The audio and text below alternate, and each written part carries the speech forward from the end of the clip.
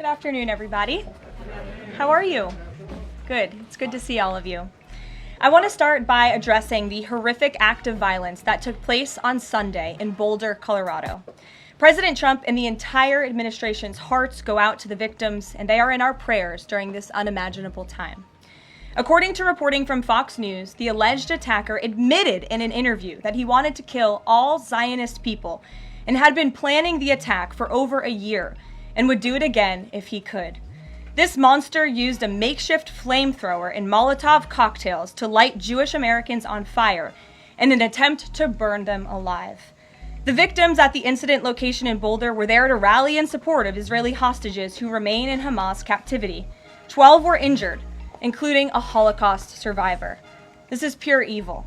The Department of Justice has already filed federal hate crime charges against the alleged perpetrator, and he will be held accountable to the fullest extent of the law. This tragedy is a sobering reminder of the consequences of the Biden administration's failed policies. According to the Department of Homeland Security, the Boulder suspect is an Egyptian national who was in the United States illegally. He entered the U.S. during the Biden administration in August 2022 on a B-2 visa until it expired. Upon the visa expiration, he overstayed, filed an asylum claim, and was given a work authorization by the Biden administration. Instead of deporting this heinous individual, Joe Biden's administration allowed him to stay in our country and to work. President Trump sounded the alarm over these reckless Biden policies for years because this is the predictable result of letting anti-American radicals and illegal immigrants pour into our country. Immigration security is national security. And that's why the Trump administration, at the direction of our great president, has secured our border, strengthened our immigration system, and has taken immediate steps to protect the United States from foreign terrorists and other public safety threats. President Trump acted swiftly upon taking office to reform our visa issuance process to ensure that dangerous aliens who are intent on harming Americans or our national security interests are no longer admitted into our country. Under the Trump administration, aliens will only be admitted into the United States through the legal process and only if they do not bear hostile attitudes towards our citizens, our culture, our government, our institutions, or most importantly, our founding principles. Under President Trump, the United States has zero tolerance for foreign visitors who support terrorism. Violators of U.S. law, including international students, will continue to face visa denial or revocation and deportation. And illegal alien criminals will continue to be arrested and deported from our country. On that note, ICE and federal law enforcement partners just wrapped up a month-long surge operation arresting nearly 1,500 illegal aliens in the Commonwealth of Massachusetts. During the enhanced operation, dubbed Operation Patriot, ICE Boston and other federal law enforcement personnel focused on transnational organized crime, gangs, and dangerous illegal alien offenders throughout Mass. More than half of the nearly 1,500 illegals arrested had significant criminal convictions or charges pending against them. Here are just some of the violent illegal aliens who were removed from communities in Massachusetts during Operation Patriot. A Salvadorian national with active Interpol red notice for aggravated homicide. A Guatemalan national and registered sex offender who had pending criminal charges in Boston for 5 counts of indecent assault and battery on a person 14 or over. A Honduran national who was last arrested for rape, indecent assault, and battery of a person 14 or over. A Colombian national charged with kidnapping, aggravated rape, and indecent assault and battery on a person 14 or over. And a Guatemalan national who was convicted of murder in Boston. Also, a Brazilian national who was charged with aggravated rape of a child by force and possession of child pornography. Again, these are people who were living in the Commonwealth of Massachusetts. And lastly, a Salvadorian national whose criminal history includes charges of aggravated rape of a child by force. I don't think anybody in this room wants these types of heinous criminals in your communities. And it's thanks to this administration that they are being removed from our country. When Democrat-run jurisdictions released violent illegal alien criminals back into communities after making arrests instead of turning them over to federal immigration enforcement like they should, those Democrats are putting law-abiding Americans at risk. And these insane policies force law enforcement officials to make much more difficult arrests that put their lives, our law enforcement lives, in jeopardy. President Trump is incredibly grateful for our heroic officers on the front lines getting these violent illegal alien invaders out of our communities. Law and order is back in America under President Trump. And on that same note, there are new crime statistics that show crime is plummeting. In fact, Politico summed it up like this. Murder rates are tumbling across the U.S. in 2025. Homicide stats are down at least 20% over last year, and we could be on course for the lowest number on record. With President Trump in charge, the days of criminals being put over victims are over. On the topic of immigration, the Washington Post just ran one of the most ridiculous headlines ever, even by their standards. And on my very first briefing, several months ago, I said I would hold anyone accountable in this room. The Washington Post actually had this headline, "The Mysterious Drop in Fentanyl Seizures on the U.S.-Mexico Border." How is this mysterious? There is no mystery about why there is a decrease in fentanyl coming into the United States. This administration's strong border policies are the reason there has been a decrease in fentanyl trafficking. His strengthened relationship with Mexican President Sheinbaum and all of the measures he has been taking to deter illegal human and drug trafficking at our United States southern border is the reason for plummeting fentanyl seizures at the U.S. border. There is nothing mysterious about that, and we'd like to see the Washington Post update their headline accordingly. This is clearly trying to intentionally manipulate the minds of the Americans, and I think the American people understand why there's been a fentanyl drop. In our office responded to this inquiry. We provided a whole host of the reasons that fentanyl seizures at the southern border have dropped, and the Washington Post refused to run them, and that's despicable. In other news, positive economic reports continue to flood in. Inflation dropped to 2.1% in April. Personal income increased 0.8% in April. So inflation is down and wages are up. That's almost triple the expectations and against the doubts of nearly everyone in this room. And we also saw the largest monthly decline in the trade deficit on record as a result of President Trump's very powerful tariffs. Lastly, the price of eggs has dropped more than 61% since President Trump took office in January. I remember my very first briefing, I was asked about the cost of eggs. The reporter tried to insinuate it was this administration's fault, even though he had only been here for a few days or weeks. It was a result of the previous administration's terrible policies, and in record time, this president has fixed that problem that he inherited from Joe Biden, and now egg prices have dropped 61% since this president took office. There's a lot of good news, and I'm sure you have a lot of questions, so let's get to them. We have just the news in our new media seat today. Amanda Head, thank you for being with us. Why don't you kick us off? Sure, thank you so much. There is a disturbing trend of anti-Semitism turning into terrorism. Of course, the Boulder, Colorado instance that you just mentioned, the two Israeli embassy staffers who were murdered, Pennsylvania governor's mansion with the Jewish governor inside getting set on fire. Does the president consider this domestic terrorism, and as such, are there official alerts to law enforcement, BOLOs, task forces, things like that? The president has made it very clear, as he said in his statement yesterday, that yes, these anti-Semitic acts of violence are do qualify as terrorism, and he does not want to see terrorism or violence of any form taking place in the United States of America. And as for specifically anti-Semitic terrorism and anti-Semitic acts of violence and those that are targeting Jewish Americans, this administration has done more to combat that violence than any administration in history. And one incident is one too many, and I think frankly that's something the previous administration was not willing to say. This president will stand up for Americans of all religions, of all faiths, of all creeds, and we will continue to look at policy measures and actions that we can take in addition to the actions that have already been taken to curb this anti-Semitic violence. And to Jewish Americans at home, across the country, this president has your back. And then on another issue, back in February, Secretary Kennedy created a commission to re-examine the childhood vaccine schedule.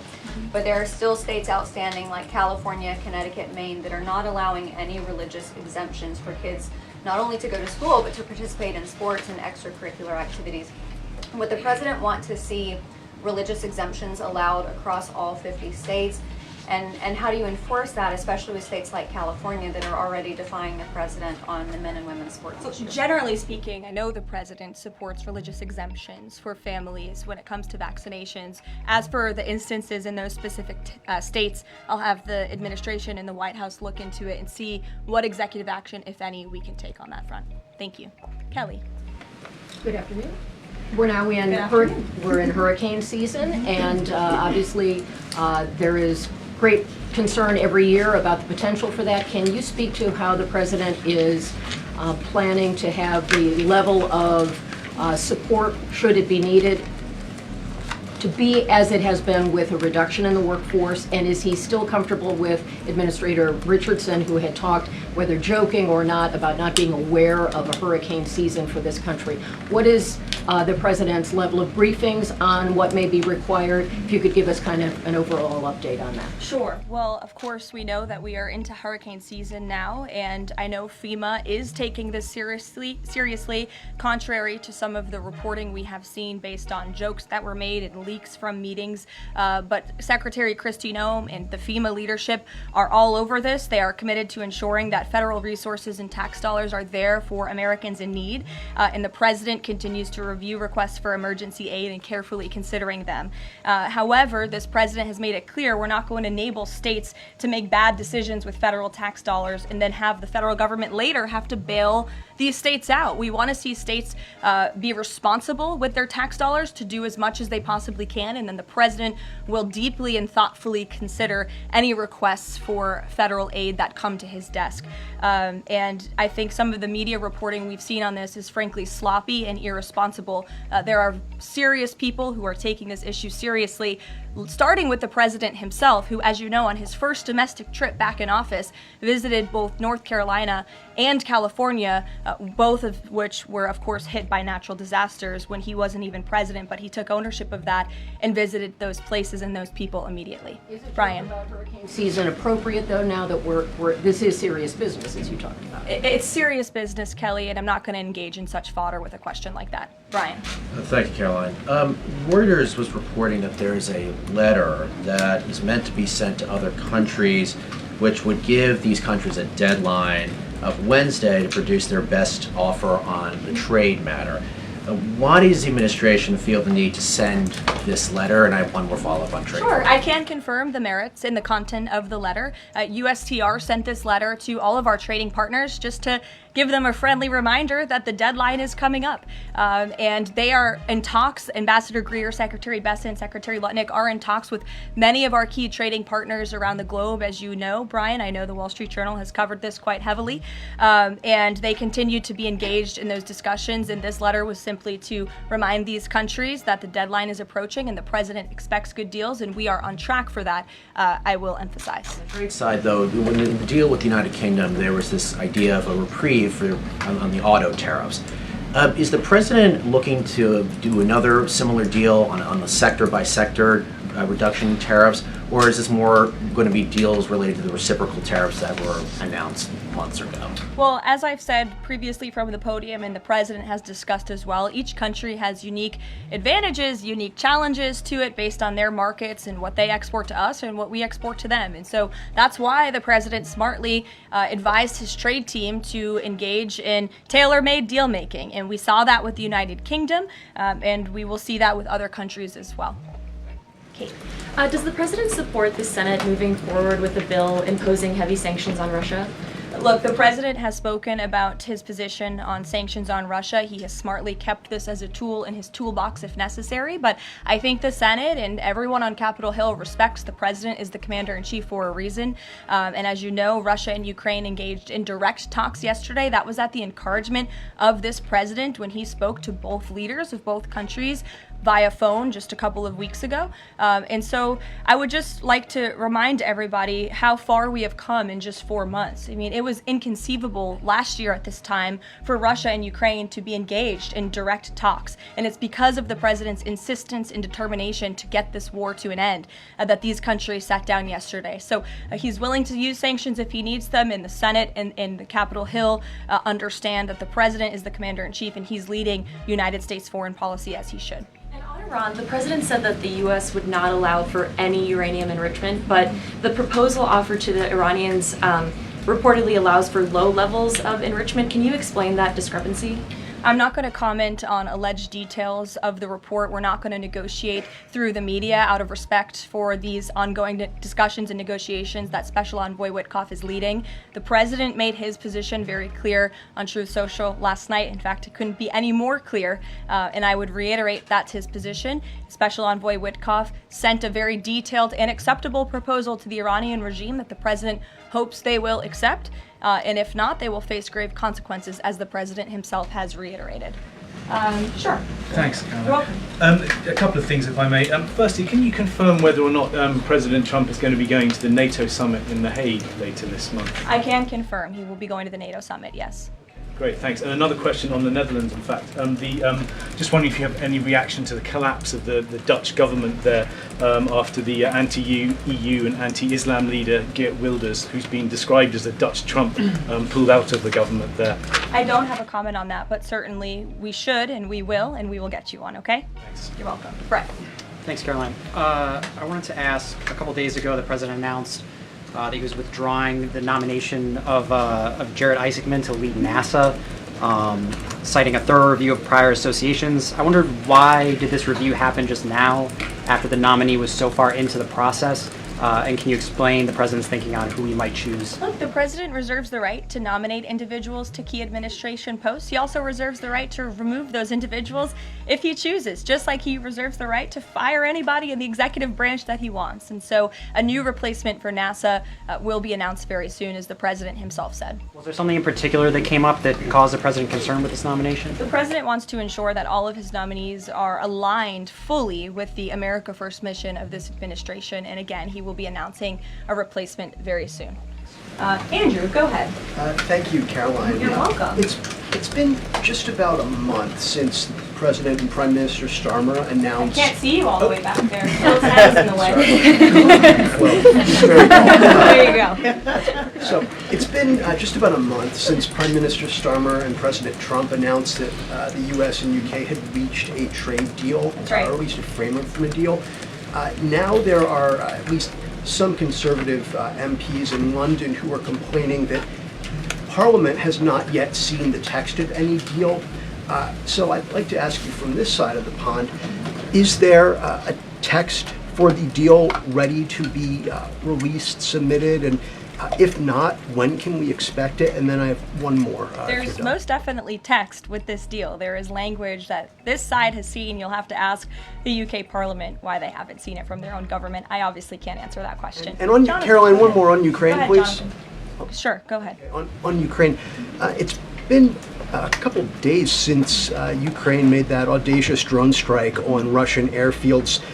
The president hasn't said a word about it, and usually he's not shy about making his thoughts known on the war, or it's not bad, on the war or any other subject. What have you heard from him on this audacious drone strike? Is he surprised? He said that Zelensky didn't have the cards when they met in the Oval Office a few months back. Does Zelensky possibly have some cards that the president hadn't known about? Look, the president's thinking on the Russia-Ukraine war as it stands, I spoke to him about it just this morning, is he remains positive at the progress that we've seen. Again, he urged both leaders to sit down and talk directly with one another, and they did that. Russia handed over a memorandum of peace, or a peace plan, or a suggestion of one, I understand, to the Ukrainian side. They also agreed upon the exchange of prisoners or hostages from each other's countries. So he remains positive about the progress that we're seeing, but he also is a realist, and he realizes these are two countries that are at war and have been for a long time because of his predecessor's weakness and incompetence. So he's working hard to solve this conflict, and that's where his mind is right now on it. Jonathan, go ahead. Thank you. Same topic, just to put a finer point on it. Does President Trump approve of Ukraine's decision to strike nuclear-capable bombers in Russia? I would like to let the president speak on that himself. And just to follow up, has the president... I would just add to that.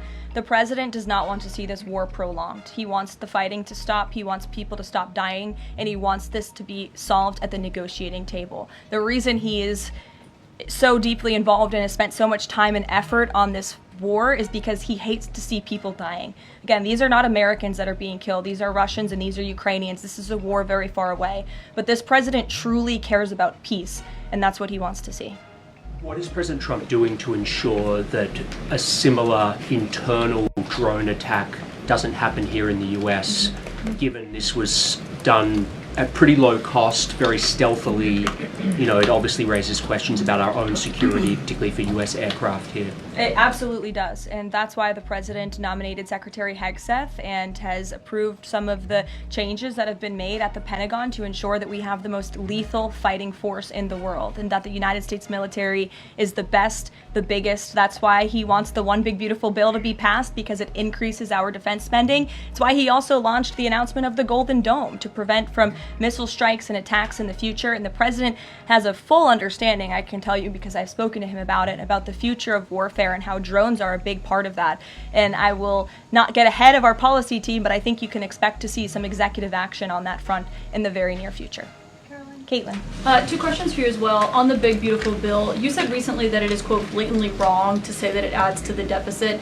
You essentially said that an estimate from the Congressional Budget Office and other scorekeepers you believe are wrong. But Republicans like Ron Johnson and Rand Paul disagree. They are saying that it will add to the deficit. That is their concern. Is the White House's position that those two Republican senators are, quote, blatantly wrong? It is. Those senators, it's not news that they disagree with this president on policy, and the president has vocally called them out for it and for they're not having their facts together.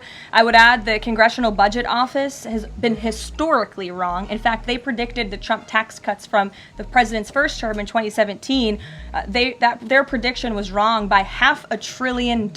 Those tax cuts had nearly $500 billion more of revenue than the Congressional Budget Office scored. And I would also point out, I don't think many people know this, there hasn't been a single staffer in the entire Congressional Budget Office that has contributed to a Republican since the year 2000. But guess what? There have been many staffers within the Congressional Budget Office who have contributed to Democrat candidates and politicians every single cycle since. So unfortunately, this is an institution in our country that has become partisan and political, and we are very confident in our own economic analyses of this bill. There is $1.6 trillion in savings, and our Office of Management and Budget Director, Russ Vought, is a fiscal hawk. He is well known in this city for being a well-respected fiscal hawk. He has tools at his disposal to produce even more savings. And as you know, the White House will be sending our rescissions package to Capitol Hill today. And on immigration, the other day that the Homeland Security Secretary said, and I'm quoting her now, that an illegal alien threatened to assassinate President Trump and highlighted his arrest. A man has now admitted to framing him, saying that he wrote the letter that the DHS Secretary Kristi Noem posted online. Last I checked before I came into the room, that post was still up from DHS. Does the White House expect them to issue a clarification or a correction on that We front? can ask the Department of Homeland Security and get back to you. Jeff. Caroline, is the United States putting pressure on China to release its hold on rare earths that are hurting car companies and technology companies now that require that for their products? And is that pressure working? Well, I can assure you that the administration is actively monitoring China's compliance with the Geneva Trade Agreement. I know the United States, on our end, we have complied with the terms that we set, and our administration officials continue to be engaged in correspondence with their Chinese counterparts. And as you all know, and I know there's a lot of interest in it, there will be a leader-to-leader talk very soon. And when that happens, as always, we will let you know. Also in Asia, does the White House have a reaction to the results of the election in South Korea? Yes, we do. In fact, let me find it here for you. It should be somewhere in here. Thank you. We do not, but I will get you on, Jeff. Go ahead. Thanks, Caroline. Two questions on trade. Is this letter that was sent to trading partners a sign that the president isn't satisfied with the pace of these negotiations? Is he trying to light a fire under these talks now?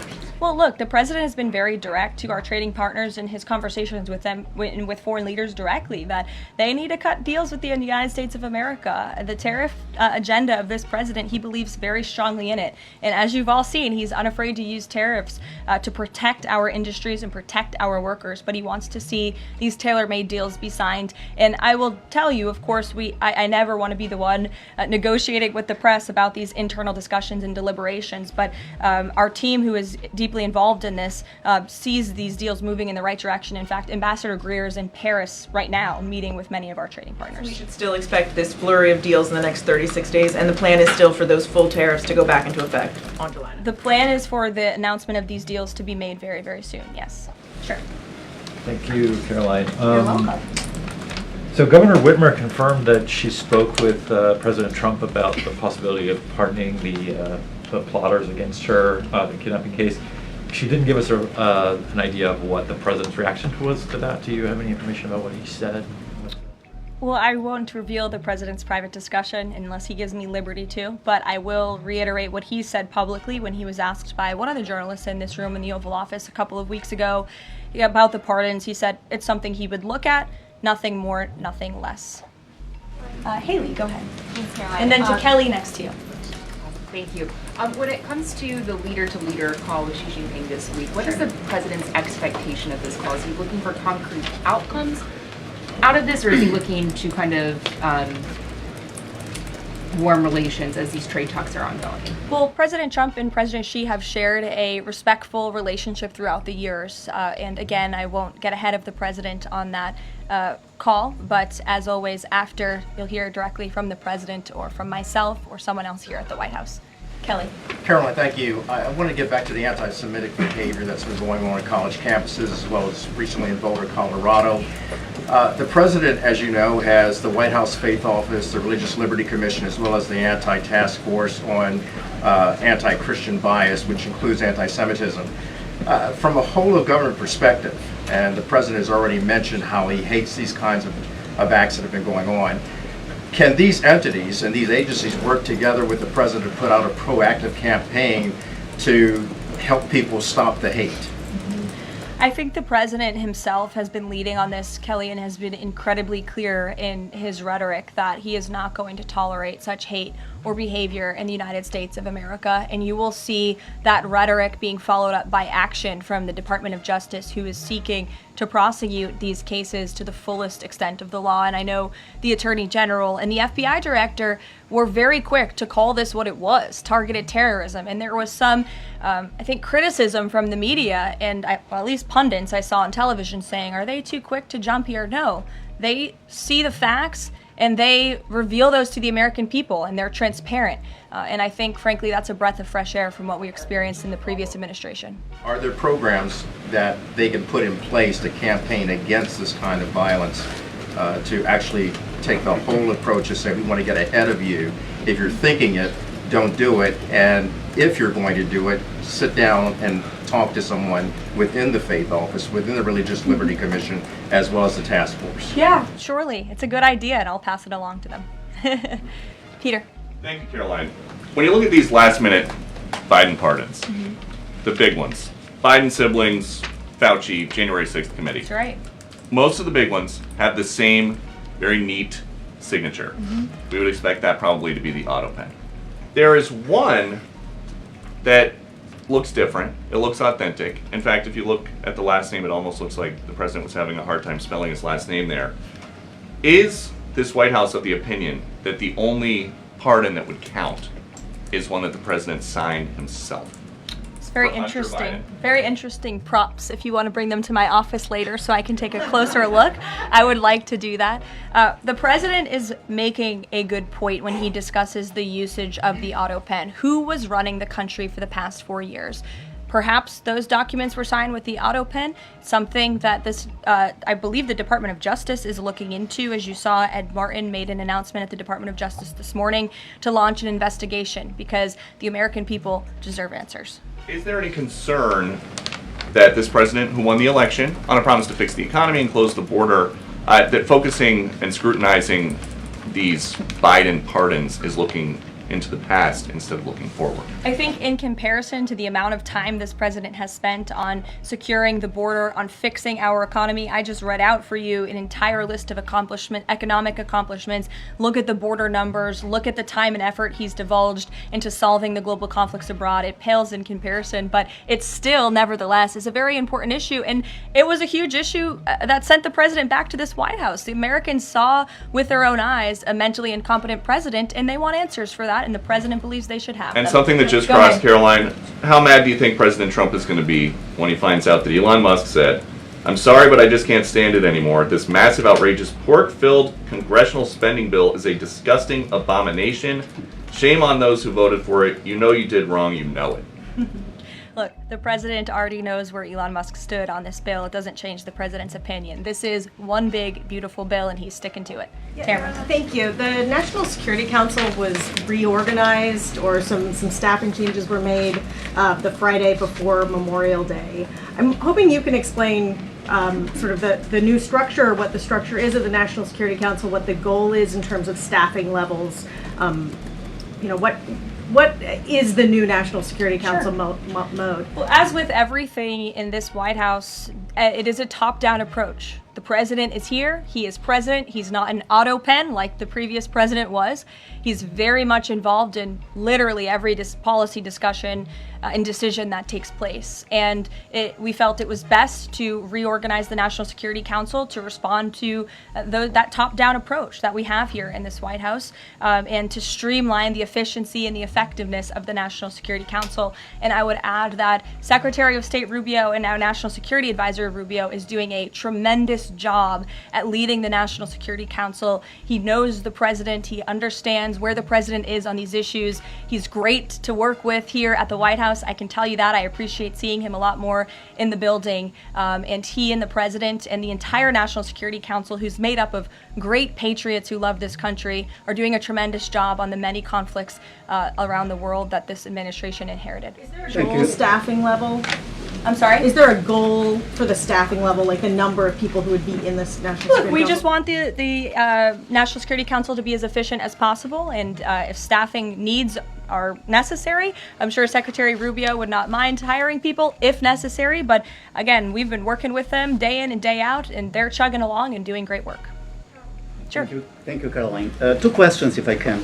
President Trump got involved himself in presidential election in Poland by supporting a conservative candidate who ultimately won. Yeah. What does it mean for the future U.S.-Polish relations? What's likely to change? Well, I believe the president is obviously pleased to see the result of the Polish elections. He met with Karol Nawrocki, if I'm pronouncing that correctly. Yes, Nawrocki. Okay, thank you. I appreciate your insight on that. He met with him at the White House, and he told them, you're going to win because you support common sense. And he supported strong borders in Poland. He supported an end to the woke, radical DEI stuff that we've seen not just here in the United States, but really take over Europe and frankly the whole world. He was very outspoken about that. And I was reading the reports about how the Polish people felt about this man, and they felt like he was putting the needs of Poland first. And that's a very refreshing feeling, one that we know very well here in the United States of America. So as you know, the United States and Poland have always had a very deep and strong relationship, friendship. They're a great ally, and I know the president continues to look forward to working with them. We have one more on Ukrainian drone attack on Russia. Was President Trump informed in advance by Ukraine that the attack is coming? He was not. Carrie. Caroline, so I just want to go back to the issue on the anti-Christian bias as well as issues on anti-Semitic issues. Senator Grassley just put out a report saying that the FBI files have shown that the Catholic group targeting was way more prevalent within the FBI during the Biden era than was previously shown, as far as former FBI Director Christopher Wray was putting out there during congressional testimony. Can you discuss here what President Trump would like to see in terms of consequences within the FBI as far as those who were involved? Also, the second question, if the DOJ finds that the auto pen was used by President Biden, should those actions that were used with the auto pen, should they be null and void? I'm not going to get ahead of the Department of Justice's investigation into the usage of the auto pen. And again, the question is not, was the auto pen used? It's whether or not the President of the United States knew it was being used, and if not, who was using it in his name, which is clearly illegal behavior. Deanna. Thanks, Caroline. One on foreign policy, one domestic, if I can. Sure. On foreign, just speaking to the president's Truth Social post about Iran recently, saying that there will be no uranium enrichment. Is he saying that that's a red line for him or no? I already answered this question. The president's been very clear about where he stands on that. Okay, and then on domestic, there is a report that Laura Loomer met with the vice president today. Can you speak to her relationship with the administration and if she's informally advising in any way? She is not. I do know she met with the vice president. As for what was discussed in that meeting, I would defer you to his team. Thanks, Caroline. I have one question on anti-Semitism, one question on China. So for years, radical leftists and Islamists have been calling for so-called globalize the Intifada. Do you believe this is a call for violence against Jews? And do you think these attacks on Jews around our country is what globalizing the Intifada looks like? I don't want to speak to the merits of those claims without looking into them, but as I said, any violence against Jewish Americans will be prosecuted to the fullest extent of the law. Absolutely. And also, Secretary of State Rubio made an announcement saying he'll be revoking visas of certain Chinese students, including those with connections to the Chinese Communist Party. Does that include sons and daughters of politicians, presidents, and chairmen? Again, Secretary of State Rubio has the right to revoke visas, and he made the announcement that the State Department will begin to aggressively revoke those visas of Chinese students who are in our country, namely those with Chinese Communist Party ties, or those who could be a threat to our national security and the interests of the United States. Should both of you, go ahead and then back to you. Thank you. There are now reports that Israeli forces are firing on Palestinians trying to get aid from the Gaza Humanitarian Foundation. Up to 20 people, according to the Red Cross, have arrived to the hospital that they've set up with gunshot wounds, have died from them. Is this administration aware of these? And I mean, what is being done to address this situation? The administration is aware of those reports, and we are currently looking into the veracity of them because, unfortunately, unlike some in the media, we don't take the word of Hamas with total truth. We like to look into it when they speak, unlike the BBC, who had multiple headlines. They wrote, Israeli tank kills 26, Israeli tank kills 21, Israeli gunfire kills 31, Red Cross says 21 people were killed in an aid incident, and then, oh wait, they had to correct and take down their entire story, saying we reviewed the footage and couldn't find any evidence of anything. Oh, okay, so we're going to look into reports before we confirm them from this podium or before we take action, and I suggest that journalists who actually care about truth do the same to reduce the amount of misinformation that's going around the globe on this front. John. About the change in the leadership of the organization, what does that mean going forward, and why so early on is this happening? What organization? The Humanitarian Foundation. Well, look, this was a creative idea that the president called for to get aid into the region. These people were desperate and starving, and the president didn't like seeing imagery of that, and he wanted to ensure that aid was brought in with the approval of Israel for understandable reasons. We will never forget the brutal attack on October 7th. And again, this is something that the previous administration was unwilling to put the time and effort into doing. John. Thanks a lot, Caroline. I want to bring it back to the way you began your briefing, talking about the president's mass deportation program and his priorities. 40% of crop farm workers in the U.S. are undocumented, and that's according to the Agriculture Department. Do they have a carve-out in terms of the president's mass deportation program? The president and the Trump administration have been very clear. If you are in the country illegally, you are subject to deportation. Is there any concern that, given that large number, if that number is correct, 40% of crop farm workers being undocumented, that could impact the food supply here in America if those individuals that obviously help pick crops all across the country are deported en masse?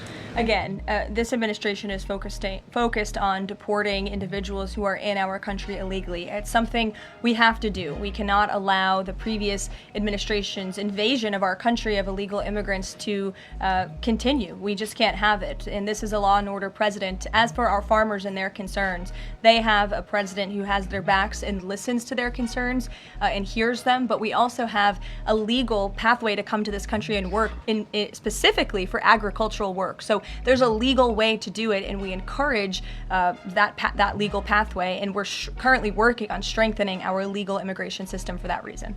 Sure. Thank you, Caroline. I just wanted to follow up on your statement last week regarding the Maha report. Sure. You said that there was, you said, I understand there were some formatting issues with the Maha report that are being addressed, and that report will be updated. We also understand that since that, there have been some citations that came about. There's citations of studies that either did not exist or did not back up the report's conclusions. So when you were referring to formatting errors, is that what you were talking about, or was it, could you just explain that?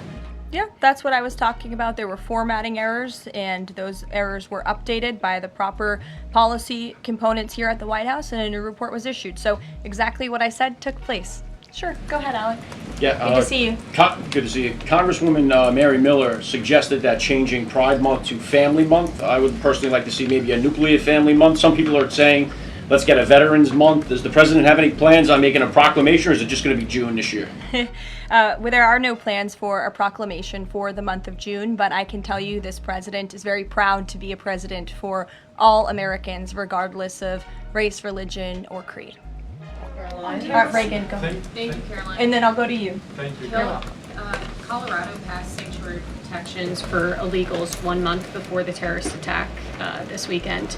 2 questions. Why did the DHS remove the sanctuary cities list that it had published, which was ordered by the president?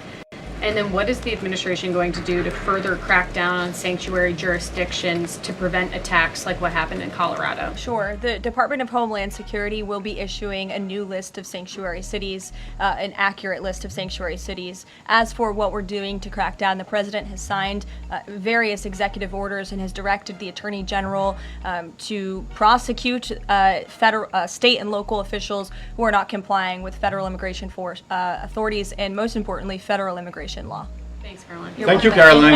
Oh yeah, Caroline. Thank you very much. Go ahead. So, does the president take calls from foreign leaders on the tariffs on steel and aluminum? Does he still intend to double them tomorrow morning? The president will be signing that executive order today, and steel and aluminum tariffs will be going to 50%, yes. It's going to change, or it's going to be suspended? He made that announcement in Pennsylvania, and he plans to deliver on that promise to Pennsylvanians. And why is he hiking it? And Ed, go ahead. Yes. I can answer that, but go ahead, Ed. Oh, yes. Thank you, Caroline. So a Chinese Foreign Ministry spokesperson today said that the U.S. imposed harmful measures like new chip controls and pledging to revoke Chinese student visas. So are the Chinese the victims in this trade back and forth? Look, I don't think anyone is the victim. These are 2 strong countries, and as I said, the president has a good relationship with China's president and leader, and that discussion will take place later this week. What other authorities is the president looking at for tariffs should the decision in the appeals court not go his direction? Well, right now, his tariffs remain in effect. We spoke at length in my briefing last week about that decision that came down from the International Trade Court, which has been put on pause because the president absolutely does have the authority to implement tariffs and to declare a national emergency for our crippling trade deficit. He could always have the power to use Section 202 or Section 301 as well to impose tariffs if he deems necessary, especially Section 202 tariffs, which are sectoral, as you know, to protect our critical supply chains here at home. Thanks, Caroline. You're welcome. You've got U.S. business leaders begging for certainty. So why did the president suddenly decide to hike tariffs on steel and aluminum again? You also have U.S. business leaders begging to meet with this president and begging to come to the White House to talk to him because they know that he is a negotiator in chief, that he's making good deals on behalf of the American worker and the steel worker, in particular when it comes to the steel and aluminum tariffs, which he discussed in his speech at length at Pennsylvania and the need for them. And I would just add, I was at that speech on Friday with the president, and there were 2,000 steel workers and their families in the room, many of them wearing their hard hats. I spoke to one backstage who said this is the greatest thing that has happened for that community in Pittsburgh, Pennsylvania in 60 years, because this is a president who doesn't just talk the talk, he walks the walk too, and he's delivering on his promises to bolster our steel and aluminum industries in this country and to protect those jobs. If not for this president, that steel plant in Pittsburgh, Pennsylvania would have closed. Those jobs would have been lost, and the president saved that company, he saved those jobs, and he's saving that community, and that's the intention of the steel tariffs, which he will sign later this afternoon. Thank you very much, everyone. We'll see you later.